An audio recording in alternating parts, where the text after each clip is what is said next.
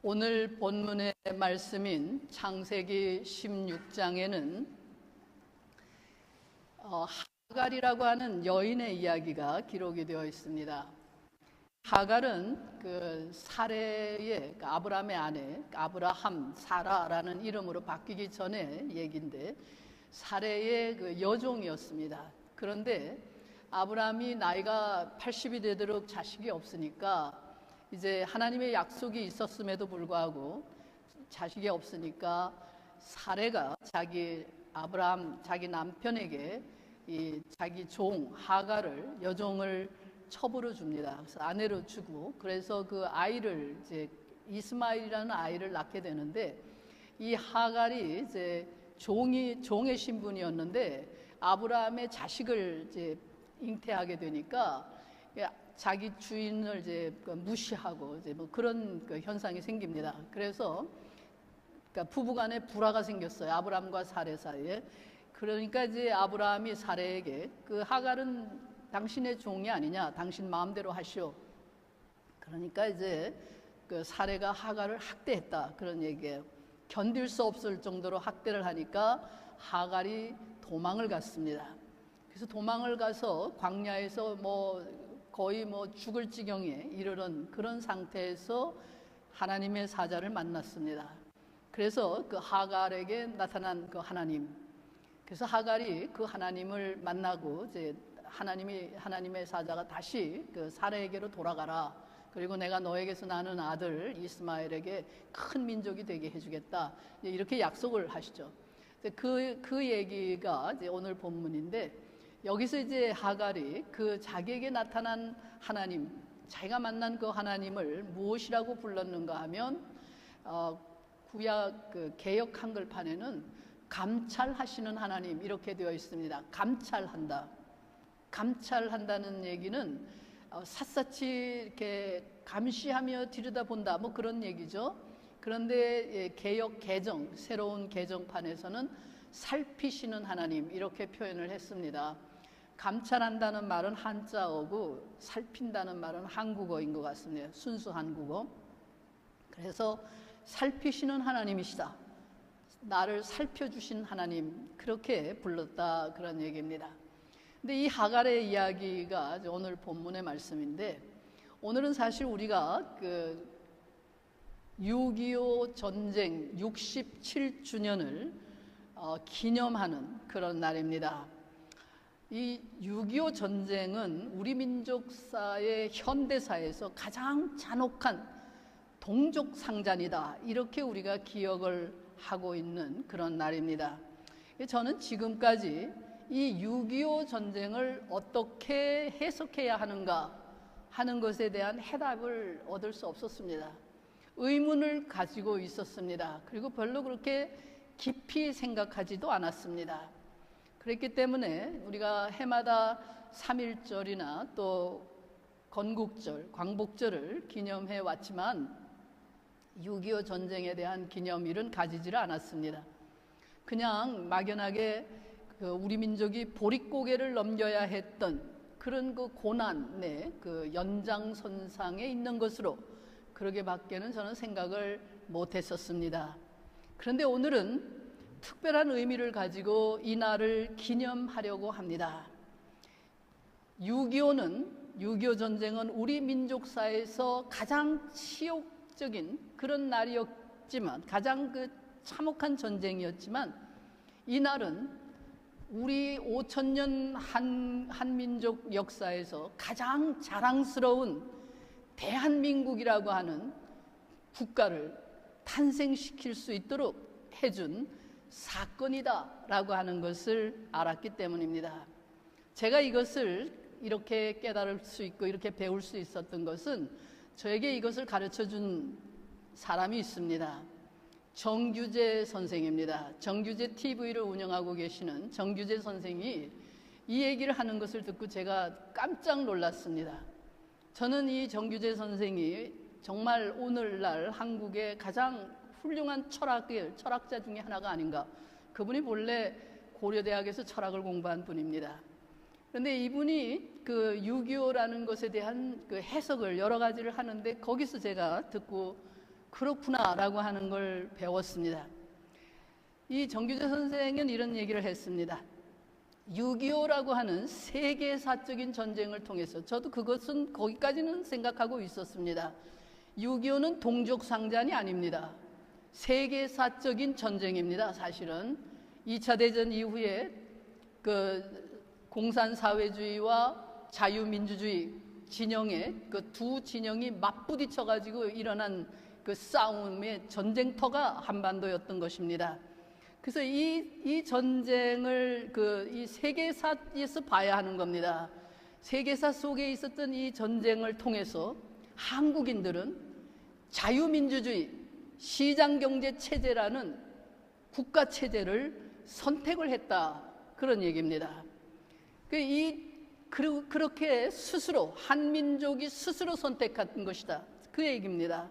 그렇게 함으로써 대한민국은 자유민주주의 시장경제 체제를 가진 이 지구상의 모든 나라, 미국을 중심으로 하는 서방의 나라들, 이 지구상의 모든 나라들의 적자가 되었다, 그런 얘기예요. 그런가 하면 북한은 공산사회주의 국가의 적자가 되었다, 그런 얘기죠. 6.25 전쟁이라는 걸 통해서 대한민국은 이 나라는 우리 편이다, 이렇게 된 거죠. 미국을 중심으로 하는 자유민주주의 시장경제 자본주의 체제를 가지고 있는 국가들이 대한민국은 우리 아들이다, 이제 이렇게 된 거죠. 그런가 하면 북한은 소련을 중심으로 하는 공산사회주의 국가의 아들이 된 거죠. 적자가 된 거죠. 이렇게 함으로써 대한민국이 오늘의 발전된 나라가 될 수 있었다, 그런 얘기예요. 그래서 현재 대한민국은 인구가 5천만이에요. 북한은 2,500만이죠. 엄청나게 더 줄어들었죠.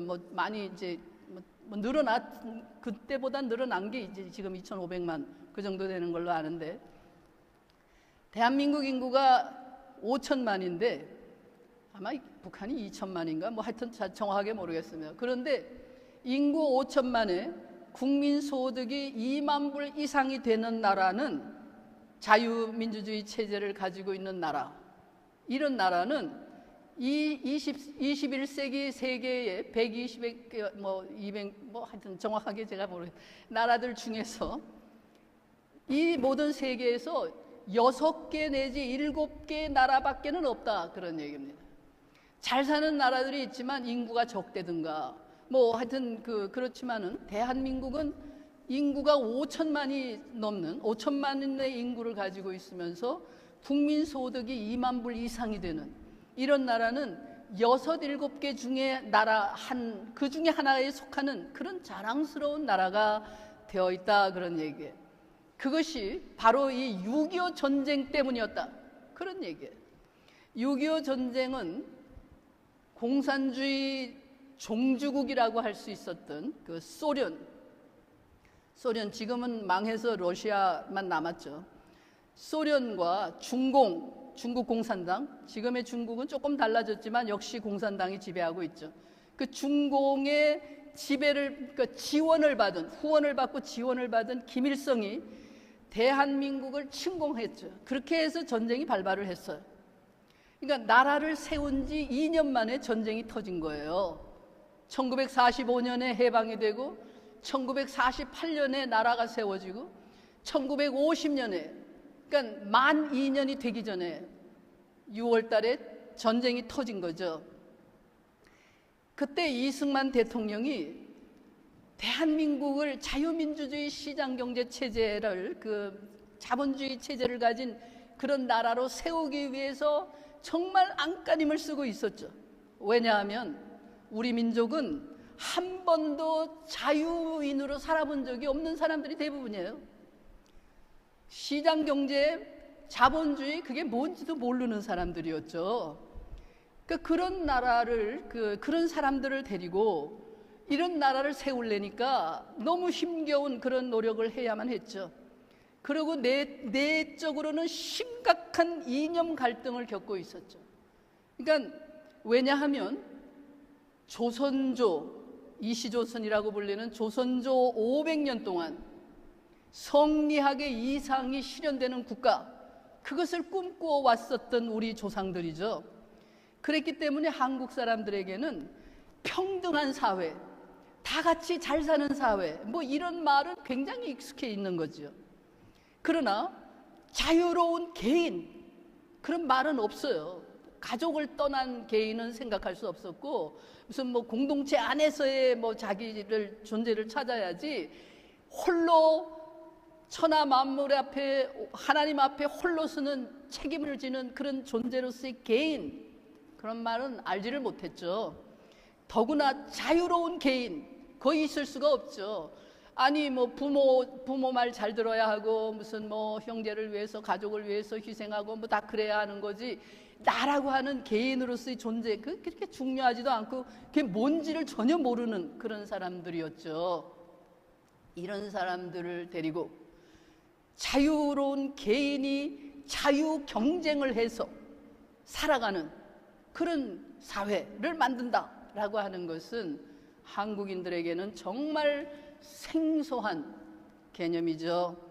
알 수가 없는 말이었죠. 지금도 제가 보기에 한국 사람들이 이 문제를 잘 모르고 있는 것 같아요.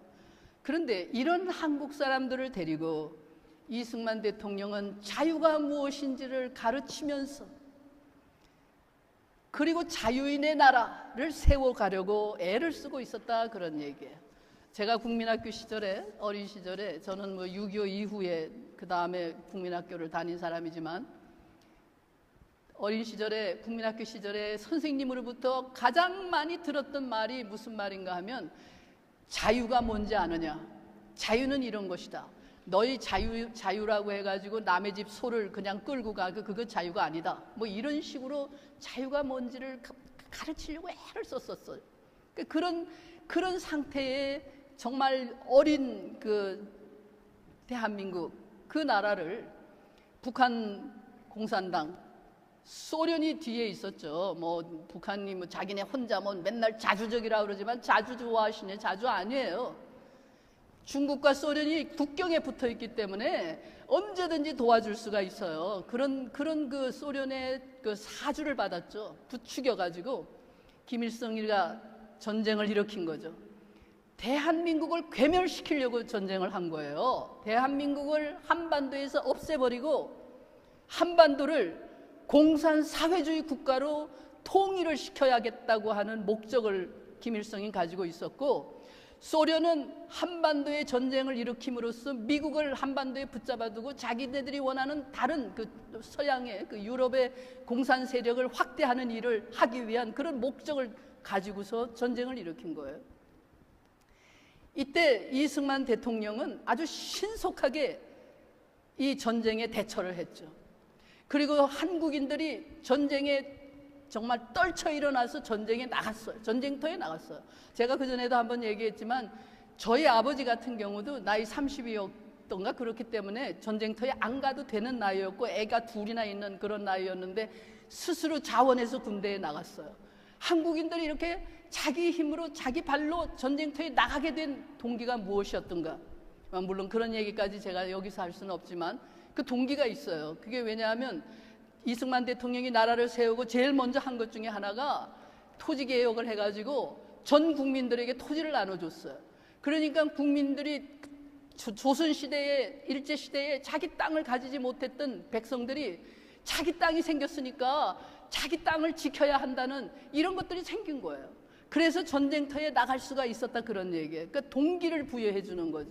자기 것을 지키는, 내 가족과 내 재산을 지킨다, 이렇게 해서 모든 한국인들이 전쟁터에 나갔어요. 그리고 미군을 비롯한 유엔군이 신속하게 전쟁에 참전을 해서 국토를 지켜냈어요. 6.25 전쟁 때문에 군인이 90만 명 이상이 죽었다고 그러더라고요. 민간인과 군인을 합하면 300만 명 정도가 목숨을 잃었다는 거죠. 그리고 전 국토가 초토화가 되었어요.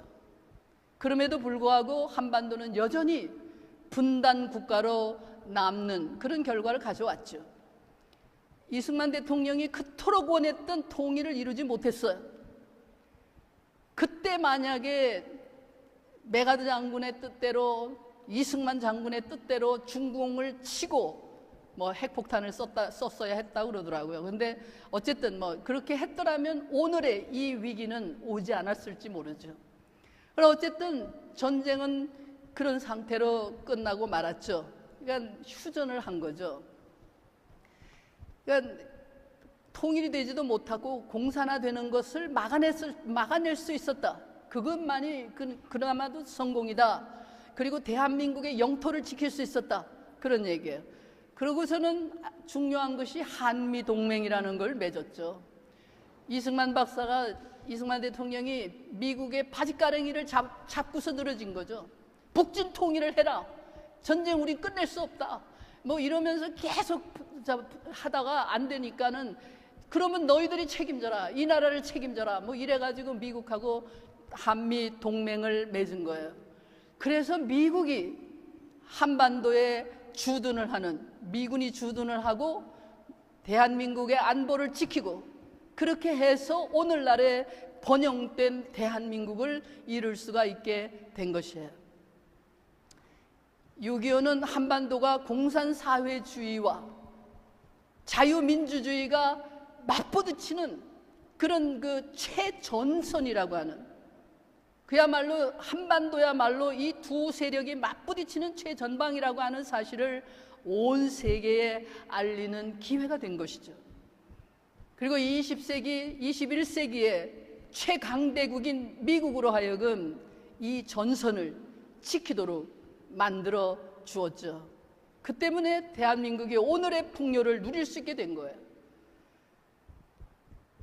특별히 우리가 기억할 것은 이 전쟁을 통해서 우리 한국 사람들이, 우리 민족이 위대한 선택을 했다. 그게 이제 그 정규재 선생의 말인데, 6.25 전쟁을 기회로 한국인들은 자기가 원하는 체제를 선택한 거예요.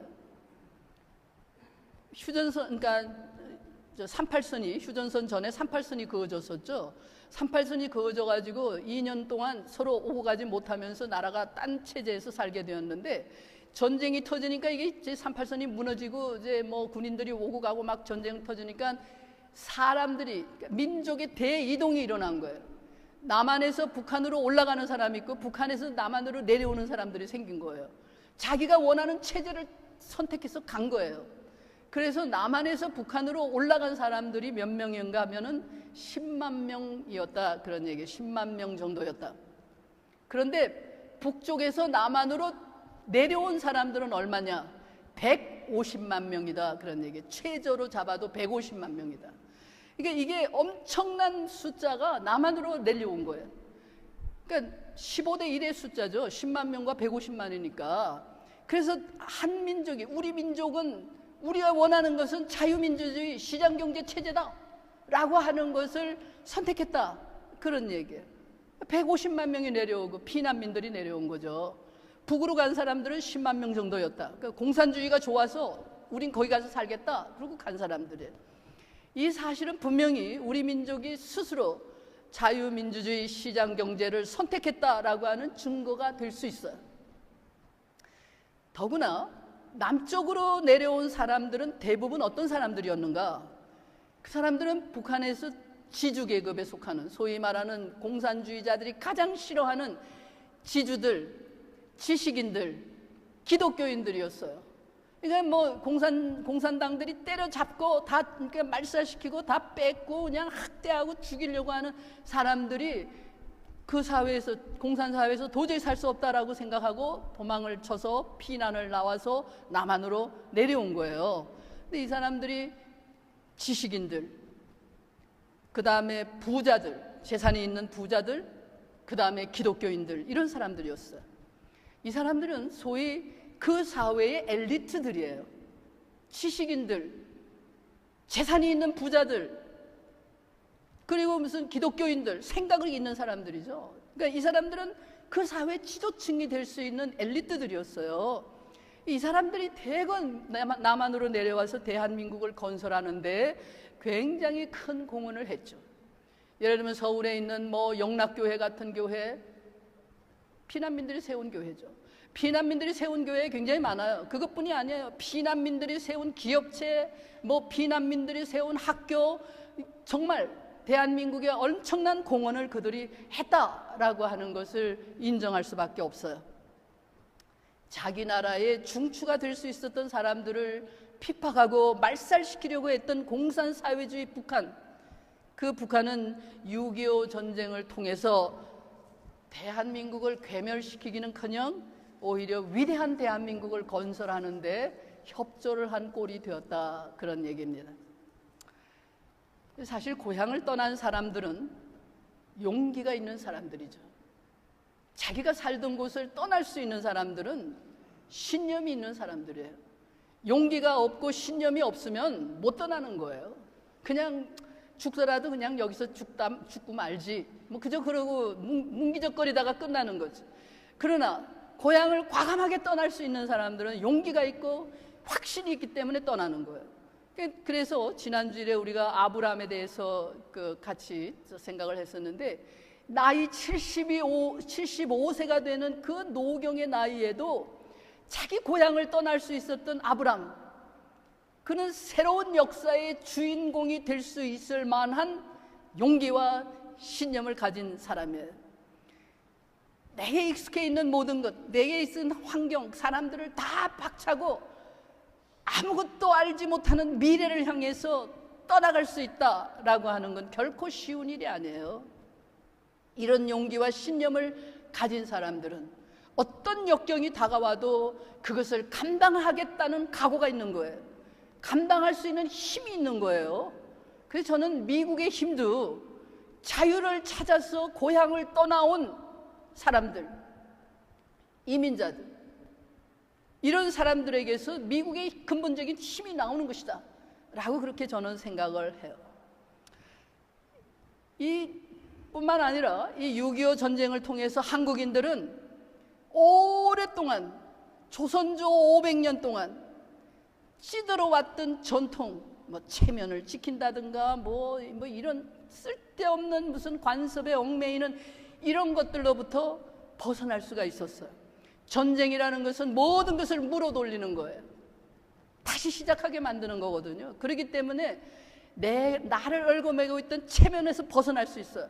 사실 한국에서는 대학 교수를 하고 대학에서 뭘 하고 공부를 많이 해서 체면을 차리고 이러던 사람들이 이민 보따리를 싸들고 미국으로 오면은 무슨 일이든 해요.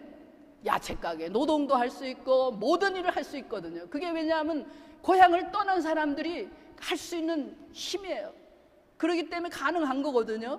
이런 6.25 전쟁을 통해서 한국인들은 옛날에 가져왔던 체면이니 무슨 습관이니 이런 것들을 벗어버리고 도시로 몰려와가지고서 새로운 삶을 개척하려고 하는, 살아야겠다라고 하는 것으로 이제 정신무장을 할 수 있는 새로운 정신을 만들어냈다, 그런 얘기죠. 그렇기 때문에 그것이 근대화를 이루는 기반이 되었다, 그런 얘기예요. 그래서 6.25는 처참한 비극이었지만 전쟁 이후에 세워진 대한민국에게는 분명히 행운이었다, 그런 얘기입니다. 그래서 저는 이것이 6.25의 의미다.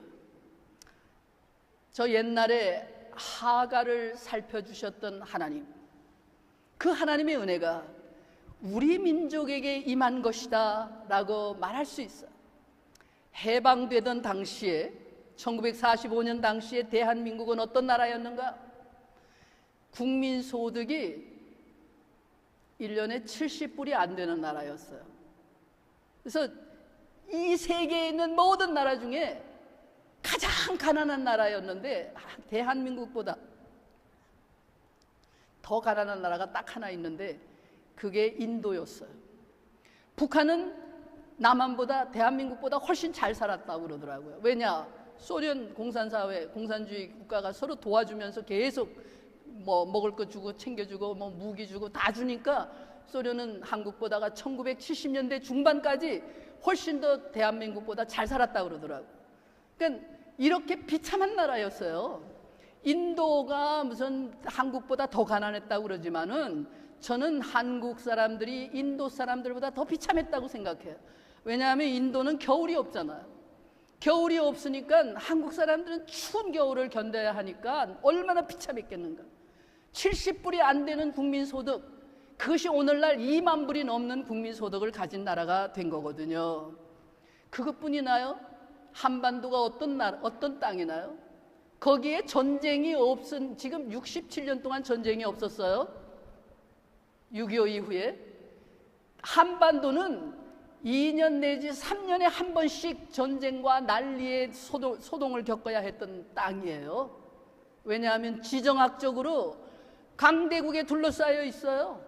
거기는 대륙과 해양을 이어지는 다리예요. 그 다리 밑에서 살고 있는 거예요, 한국인들은. 그렇기 때문에 언제든지 전쟁이 서로 치고받고 들어오고 그렇게 되게 돼 있어요. 항상 거기서 싸움이 나게 돼 있는 곳이에요. 이렇게 헐벗고 굶주리고 강대국 틈바구니에서 2, 3년에 한 번씩 전쟁을 겪어야 했던 그게 우리 조상들이에요. 거기에 그 한반도의 삶의 터전을 내리고 살아온 우리 한국인들, 이 한국인들을 하가를 살펴주셨던 하나님이 이 한국인들을 불쌍하게 여겨서 그들을 살려주시고 그들에게 은혜를 베푸시고 그들을 살게 하기 위해서 6.25 전쟁이라고 하는 형태를 통해서 하나님의 은혜가 임한 것이다 라고 말할 수가 있어요. 전쟁은 굉장히 무섭죠. 그러나 인간은 한 번 죽는 거죠.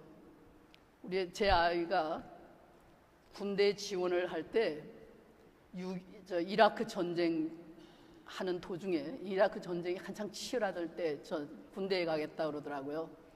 너 거기 가면 죽을 수도 있는데, 너 이라크에 가면 죽을 수도 있는데 왜 군대에 가려고 그러느냐? 그랬더니 하는 말이, 사람은 한 번 죽는 거고 전쟁터에 간다고 해서 죽는 게 아니라 여기 있어도 죽을 수 있고 어디서나 죽을 수 있다. 그런 얘기를 하더라고요. 맞는 얘기죠. 전쟁만이 인간을 죽이는 건 아니에요. 교통사고로 죽는 사람도 있고 병으로 죽는 사람도 있고 항상 인간은 언젠가 한 번은 죽죠.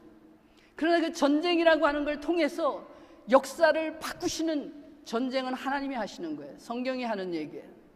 성경은 전쟁은 하나님께 속한 것이다 그렇게 얘기하고 있어요. 그래서 그 과정을 통해서 하나님은 6.25라고 하는 참혹한 전쟁을 통해서 우리 민족에게 새로운 역사를 열어주셨어요. 그런데 오늘의 한국인들은 어떤가? 풍요를 누리고 있는 오늘의 한국인들은 어떤가? 저는 지난 주간에 제가 매일 성경을 읽는 제 순서가 있기 때문에 성경을 읽어가는데 이사야 47장을 읽으면서 깜짝 놀랐어요. 이사야 47장 8절부터 11절에 있는 말씀이 지금의 한국인들의 모습을 너무도 잘 묘사하고 있는 말씀이 아니냐라는 생각을 했어요. 제가 읽을게요. 그러므로 사치하고 평안히 지내며 마음에 이르기를 나뿐이라, 나 외에 다른 이가 없다. 나는 과부로 지내지도 아니하며 자녀를 잃어버리는 일도 모르리라 하는 자여. 사례를 얘기하는 거죠. 사실 사례의 위치에서 생각하는 그런 얘기예요. 이제 너는 들을지어다. 한날에 갑자기 자녀를 잃으며 과부가 되는 이 두 가지 일이 내게 임할 것이라. 네가 무수한 주술과 많은 주문을 빌릴지라도 이 일이 온전히 내게 임하리라. 네가 내 악을 의지하고 스스로 이르기를 나를 보는 자가 없다 하나니 내 지혜와 내 지식이 너를 유혹하였음이라. 내 마음에 이르기를 나뿐이라, 나 외에 다른 이가 없다 하였으므로 재앙이 내게 임하리라. 그러나 내가 그 근원을 알지 못할 것이며 손해가 내게 이르리라. 그러나 이를 물리칠 능력이 없을 것이며 파멸이 호련히 내게 임하리라. 그러나 내가 알지 못할 것이니라. 이사야 선지자가 절규하며 하는 예언이었어요. 이사야 선지자는 바벨론 포로가 될 자기 민족의 운명을 목전에 두고 있었던 그런 선지자였어요. 그는 이 말씀을 가지고 이스라엘 민족을 향해서 절규하고 있어요. 오늘의 한국인들은 하갈의 신세와 같았던 70년 전의 자기를 잊어버리고 있어요. 마치 자기가 사례의 신분으로 태어난 사람인 것처럼 착각하고 있어요. 하갈이었는데 사례같이 된 것을, 그래서 자기 자신이 그 신분이 격상되어 있는 그런 존재로 착각하고 있어요. 그것이 영원하리라고 생각하고 있는 것 같아요. 제가 안타깝게 생각하는 것은, 만약에 한국인들이 그렇지가 않다면, 정말 우리의 조상은 하갈과 같은 존재다, 우리 한반도라고 하는 2년 3년이면 한 번씩 전쟁을 치르고 기근과 정말 배고픔으로 절망 속에 허덕이던 그게 우리 조상들이고 우리의 운명이었다라고 하는 걸 아는 사람이었더라면, 6.25 전쟁 때 북한으로 붙잡혀가지고 강제로 북한으로 끌려간 국군 포로가 6만 명에 달하는데, 그 국군 포로를 붙잡아 데리고 내려오려고 하는, 구해내려고 하는 노력을 지난 67년, 70년 동안 했어야 하는 거죠. 안 했어요. 잊어버렸어요. 우리 잘 먹고 잘 사는 것만, 그건 나뿐이다. 이사야 선지자가 얘기해. 나 배부리고 나 잘 좀 그만이지 뭐 나뿐이다. 내가 최고다. 나 잘났다. 이러고서는 6.25 전쟁 때 붙잡혀간 그 국군 포로들을 구해내려고 생각하지도 않았어요. 그동안 얼마나 많은 돈을 퍼주고 얼마나 많은 걸 해줬는데, 그걸 해주면서 조건부로 국군 포로를 데려왔어야 하는 거 아니에요? 이산가족 상봉보다 더 중요한 거 아니었어요? 뭐 우리가 너희들한테 이렇게 해줄 테니까 그 대신에 우리한테 너네들이 붙잡아간 포로를 돌려달라, 뭐 그래야 되는 건 정상 아니었어요? 안 했어요. 다 잊어버렸어요. 그것뿐이 아니죠. 북한에서 신음하고 있는, 폭정에 시달리고 있는, 굶주리고 있는 북한 동포들을 구해내겠다는 생각을 안 했죠.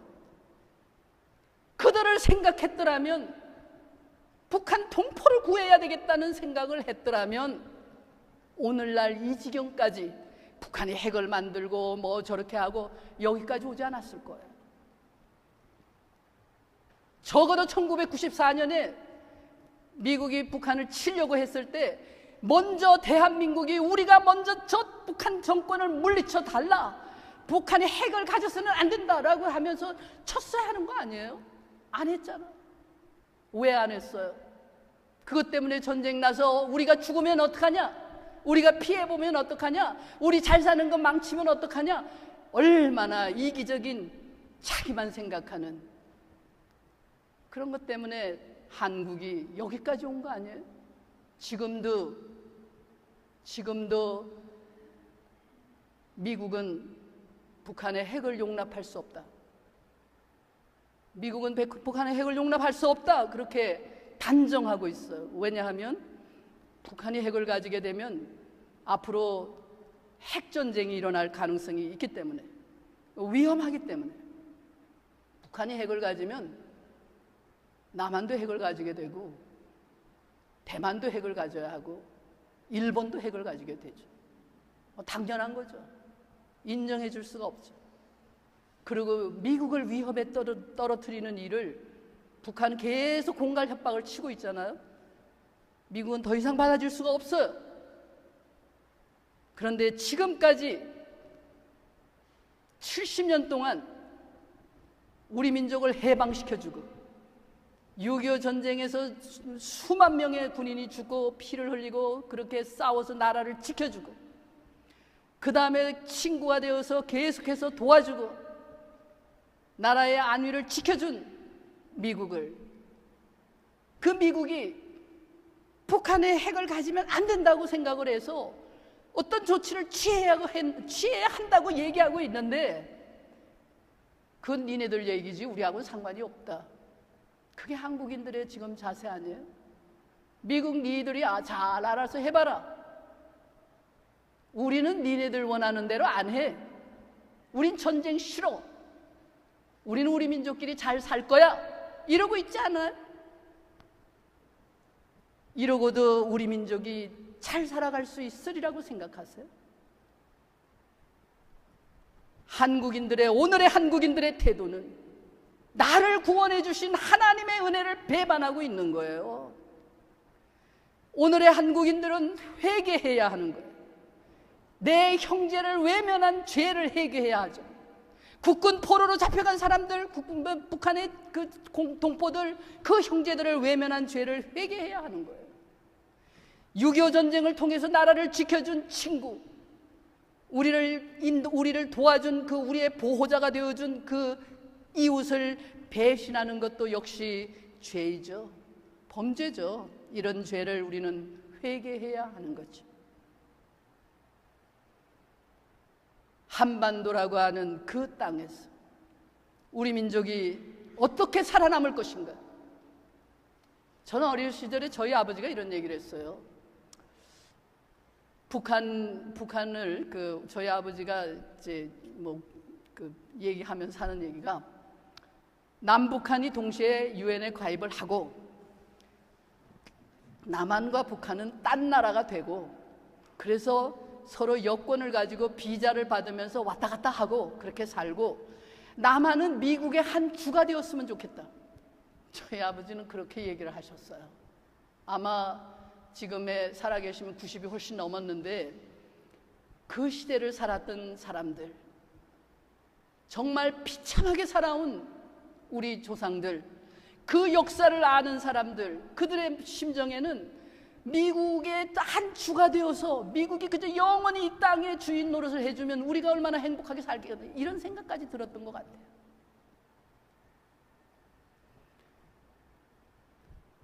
어쨌든 오늘 이 시점에 67주년이라는 6.25를 기념하고 있어요.